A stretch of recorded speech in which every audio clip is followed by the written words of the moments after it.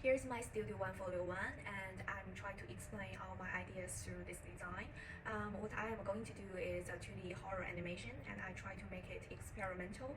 At first, my goal is quite big, and I want to break through the gap between 2D and 3D. And obviously, that I'm just a beginner in animation, so it will be really hard for me to achieve this goal.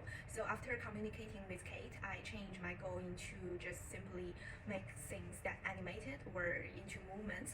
And then what I am going to do is to study how to frame, how to draw, not simply draw things, but also provide more details on storytelling.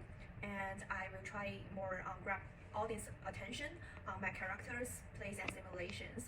And so my main content is about a direct scale. So I try to do more on mind storming, especially using the tools of mind mapping. And I divided a direct scale into many different ways. It's not only simply on the jump scale. It also puts more focus on such as disgusting unknown, powerful weapon, and environmental atmosphere, and so on. So I will try more into each direction later on my 2D animation.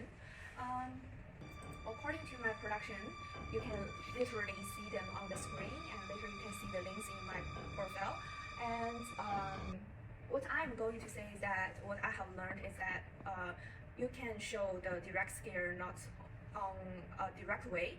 You can also show it in a metaphor way through different types of atmosphere rendering.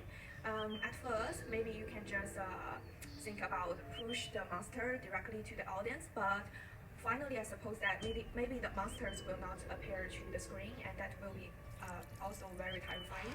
And to the audience, maybe the sound effects is also important to the animation. So I try to explore more on the BBC sound archive, and then I try to put the background sounds more horrible.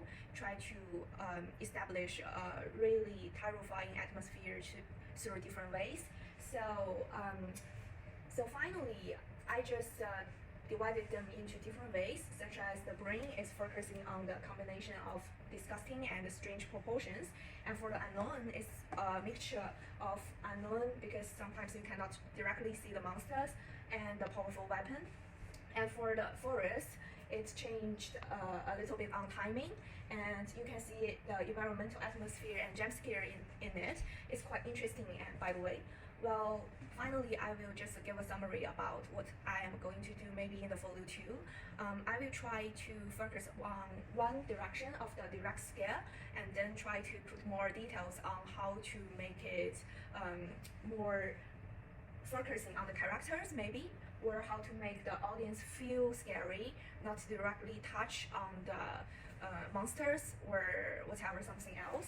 So yeah, maybe that's all my ideas about my Folio 1, and I'm really looking forward to my future Folio 2, and that's all.